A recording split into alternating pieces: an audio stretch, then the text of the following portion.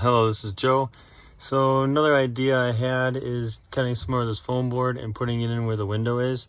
So I measure the window and then I put it on the inside of the window frame so it sits where the glass is. I do have it a little bit loose so that way it doesn't build up like condensation or anything behind it. But otherwise this should help with some drafting and hopefully keep it a little bit warmer in here, especially because this is in one of the slide boxes here. So I'm gonna try this out and see. I still have the bed insulated there, as you can see in the corner, and that seems to be working. It's definitely keeping the bed a little bit warmer. I did have to notch the corners as the frame of the actual window itself is rounded, but I just notched the corners. Also, it gives a little bit of spot for it to breathe so we don't get any condensation or mold build up there. I think this is going, well, this should work better than the reflective bubble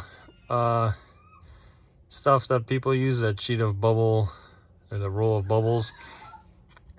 They're supposed to be insulated. A lot of people have used that in the past and ended up causing a bunch of condensation to be trapped in the window because you seal it to the window and then you end up with mold issues. So by doing this, I'm just going to use this in the winter time or when it's cool outside.